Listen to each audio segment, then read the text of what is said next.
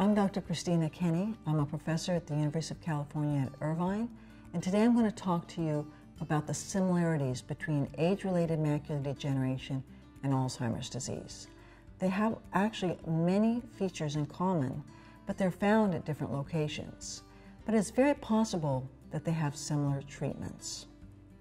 In the United States, over 11 million people have some form of AMD, and it's estimated that by 2050, over 22 million will have AMD.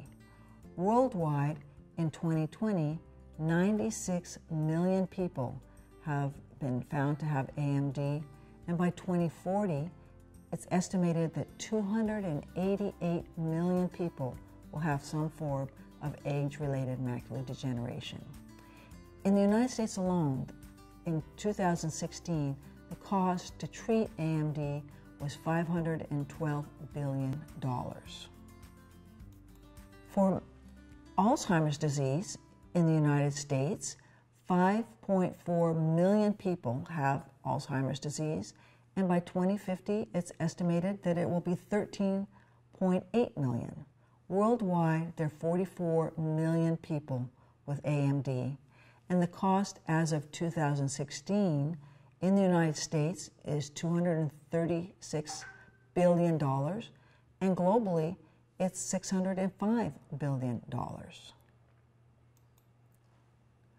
Now, there are many similar risk factors for AMD and Alzheimer's disease. The number one risk factor is aging, and it's more commonly found in females than males. In about 13 to 15% of both Alzheimer's and AMD, there is a family history. And the number one risk factor for both is also smoking. You're more common to get it if you have high cholesterol, and there are very particular variants, lipid proteins within a cell that seem to be risk factors for both AMD and Alzheimer's. Those variants are called ApoE, and they're very important for these diseases. So what I'm going to talk about are some of the similarities of the pathology for AMD and Alzheimer's. Within both the retina and the brain tissue, there are deposits of a protein called amyloid beta. This amyloid beta is actually very toxic if it's found in the retina or the brain. And this slide shows deposits. If you look at the image on the left, that's actually a slide of a retina of a person that has AMD.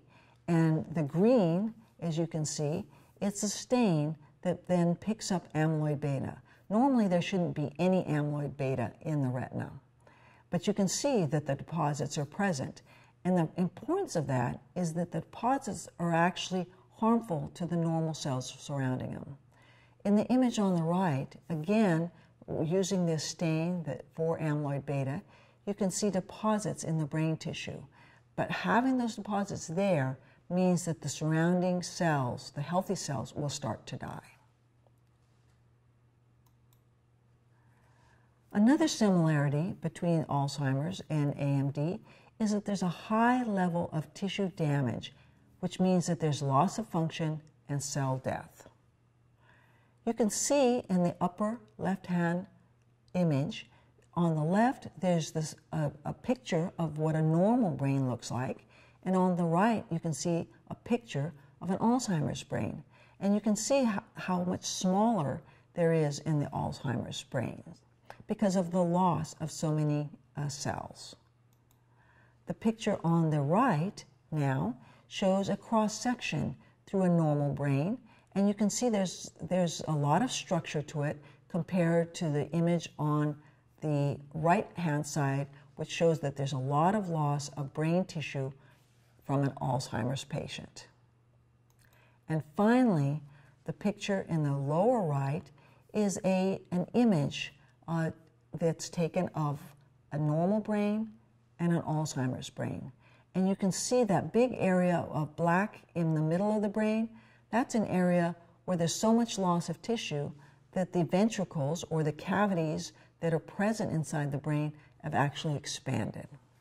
So in conclusion, there's extensive loss of the nerve cells in Alzheimer's brains. But the same thing happens with macular degeneration. The image on the left is a picture of the normal retina. Now this picture is taken when somebody has gone into the doctor, the pupils are dilated, and now they've looked in the back of the eye. The little white spot there on the image is the optic nerve, but basically that whole image is the retina. And you can see it's uniform and it looks very healthy. The middle image, again, towards the left, is the optic nerve, but you can see all this mottled whitish deposits underneath the retina. And those are deposits that are called drusen that are found underneath the retina of a person that has AMD. And those drusen are the ones that have those amyloid beta, the ones that I talked about that were so toxic. And what happens is by having those drusen present, they start to kill the normal healthy cells that are present in the retina. And that's what you see in the image on the right. Again, you can see the optic nerve right here. In the area where there was healthy retina, now there's just a big empty spot. All the retina has died. And so, in conclusion, just like with Alzheimer's, in AMD, there's extensive loss of the retinal cells. Now, the third similarity between AMD and Alzheimer's is damage to mitochondria. And that is very important because once the mitochondria have stopped functioning, then the cells start to die. The mitochondria provide the energy for the cell. The mitochondria are in many ways similar to batteries. You can buy a very expensive flashlight, but if you don't have the $10 batteries, that flashlight's not going to work. And the same thing happens with every cell in your body. They all require energy, and to have that energy, they require healthy mitochondria. The image on the lower left shows what a human retina looks like. There's many, many cell types with many connections, but every one of those cells possess mitochondria. But the same thing happens in the brain. The brain, for it to work well, they have to have mitochondria. And that's what AMD and Alzheimer's have in common. They do not have healthy mitochondria. So how do we know that mitochondria are involved in AMD and Alzheimer's disease? Here's an image of a cell. Within the cell, there are mitochondria. And the image on the left shows a high power magnification of the retina of a normal person. And you can see these structures here. Those little oblong and round structures are healthy mitochondria. And you can see that the membranes are intact, and also there are these ridges called cristae, and they are also intact. When mitochondria looks like this, they're producing a lot of energy. But compare that to the two images on the right. Look how the mitochondria are broken, the membranes are broken, these little ridges are not intact.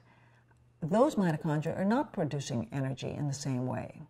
So the cells that possess those mitochondria will not function well. But we find the same situation in Alzheimer's brains. You can see the images on the left that shows what's called a neuron or a healthy nerve cell. And within that healthy nerve cell, there are many, many mitochondria. And again, at this high power picture of the mitochondria, you can see the membrane is intact and the ridges are intact. And compare that to the picture on the right. There, the neurons are broken up, and look at the mitochondria. They're swollen, the ridges are not intact, and the membranes. So they are not producing the energy that is required for that neuron. And that really makes a difference for both Alzheimer's and AMD. What we've shown is that mitochondria from AMD patients and Alzheimer's patients are damaged and they cause cells to die. So the question is, for all this research, is how do we protect these mitochondria and how do we protect cell death? So the #1 goal in my laboratory is to identify drugs and molecules that are protective and restore health to both the retina cells and the neuronal cells. But the first step is to get a good model so that we can test these drugs on the mitochondria. For the past 8 or 9 years, we've spent time developing a model so we can screen and test drugs that can target and rescue the mitochondria. We've worked with our retina colleagues, and they have identified people that either have normal eyes and normal retinas or patients that have AMD. And there's 2 types of AMD. There's the wet type, which is found here as an image in the middle panel, and then there's the dry type of AMD. Now, our retina colleagues, after they've identified these people and gotten the consent, they collect blood. And they bring it to the lab, and what we do is we isolate platelets. And the reason we use platelets is because they have a lot of mitochondria, but they do not have any nuclei. We take these platelets and then we fuse them in a human cell line.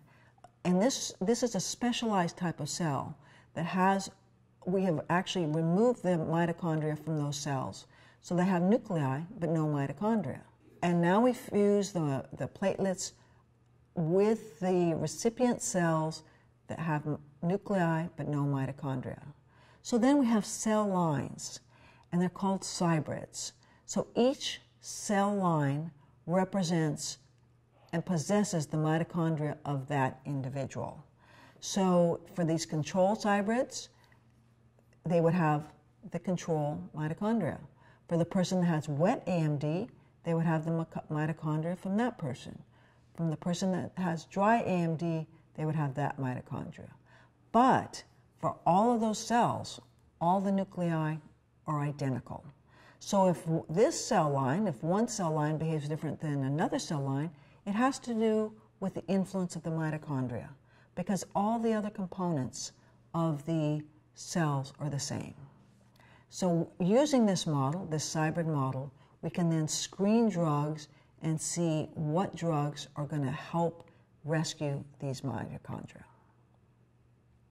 Now, this is an image of some of the cultured cells of the cybrids, and the upper panel shows you cybrid cells that have healthy, normal mitochondria. And you can see all the green spots. The green spots are actually the mitochondria. This is a special stain that will stain the mitochondria, and you can see that when the cybrids have the normal mitochondria, they're very healthy. They grow, the cells grow, and they do quite well. But look the contrast, the panel below. Those cells have mitochondria that were taken from an AMD patient. So even though we've collected these mitochondria from the blood and put them into the cells, once they're in the cells, they're not healthy. So they're not showing up as an abundance of healthy mitochondria. This is another example of how to show that. The image on the left shows you all of the live mitochondria and live cells in a normal cybrid. And you can see in this panel where I have an arrow, you can see that over 90% of the cells are healthy. But compare that with our AMD cybrids in the lower right-hand corner. You can see that only about 54% of the cells are alive, about 20%, more than 20%, are what are called apoptotic or sick, and then another 18% or so are actually dead. So just by taking the mitochondria from an AMD patient and putting them in these cells, those cells will start to die. That makes it a very, very good model to then rescue those mitochondria. So using the cybrid model, we have been then investigating different components and different agents that can delay cell death. And we've taken a three-pronged approach. First is we've looked at FDA-approved drugs that have been used for another disease, and we're looking to see whether or not we can then repurpose those drugs to treat AMD. The second is we're looking at a small peptide called humanin G that has actually been identified from Alzheimer's patients. And what people did is they actually took an Alzheimer's brain and they took a normal brain. And they said, what is the difference? What does a normal brain have that an Alzheimer's brain does not have? And what they found is this little tiny peptide that is very protective and very helpful for cells, and it's called humanin. And when we're young, we all have high levels of humanin, but as we age, we have lower levels. And then for people with Alzheimer's, they have very, very low levels. So we're interested in looking to see if we can restore the levels of humanin for both Alzheimer's and AMD. So the third approach is to look at nutraceuticals. And nutraceuticals are over-the-counter supplements that can promote health. They do not require FDA approval, and there are many different kinds that can be very beneficial for cells. The first I'm going to discuss is humanin. In 2001, a group in Japan, they looked at the differences for Alzheimer's and normal brains, and they wanted to find proteins that protected the neuronal cells. And they actually, when they did that, they actually found this little protein. It's a peptide. It's 24 amino acids, and it is actually encoded off of the mitochondrial DNA. And as I mentioned before, the levels are much lower in Alzheimer's patients and in AMD patients. So our approach is we've taken our model, our AMD cybrids, and as you can see here, we would have some untreated AMD cybrids, and then we treat other AMD cybrids with humanin. Then what we do is we measure the protein levels and also the levels of the genes. As I mentioned before, approximately 90% of them are very healthy, as opposed to the AMD cybrids that have a considerable number of dead cells, and they have also the sick cells. But when you treat them with humanin, you can see that the number of cells that are sick decrease. So that means that the humanin actually rescues the AMD cells. And that tells us that the mitochondria can be rescued. And that's very important to know, because before we didn't even know whether the mitochondria were too far gone, or if treated in a certain way, they actually could be rescued. So the problem is that the human peptides, they're not presently available. We can't go to our shelf. I can't go to my pharmacy and get human peptides. So we're in the process of developing those peptides. We actually have a grant from the National Institutes of Health to develop a method of slow release and a delivering system of humanin. But in the meantime, we want to see, are there other drugs or other agents that we can treat and rescue the mitochondria? So what we've done is we've collaborated with another group, and they had an approach. They took 1,000 drugs that were already approved by the FDA, and these drugs were being used for different diseases. And they said, okay, of these 1,000 drugs, which of them might target the mitochondria and make them healthy? And so after they screened the 1,000 drugs, they found 13 drugs that then targeted the mitochondria and increased the numbers of mitochondria, improved the functions of the cells, and they caused the cells to live longer. So what we've done is we've taken one of these drugs, and we've called it PU91, and again we go back to our model where we have the AMD cybrids. In the top panel, all the cybrids are not treated with PU91, and on the bottom panel, the cybrids are treated with PU91. When we do that, we then measure the levels of these destructive genes and proteins because we want to decrease the numbers of these proteins. And you can see when we do that, the upper panel shows the AMD cybrids, and they're not treated with the PU91. The bottom panel shows the AMD cybrids that are treated with PU91. And look at the number of green mitochondria that are present in this bottom panel compared to the upper panel. As I mentioned before, the AMD cybrids don't have a lot of mitochondria, and when they're treated with PU91, look at the increase of the mitochondria numbers. And you can see that in the graph on the right.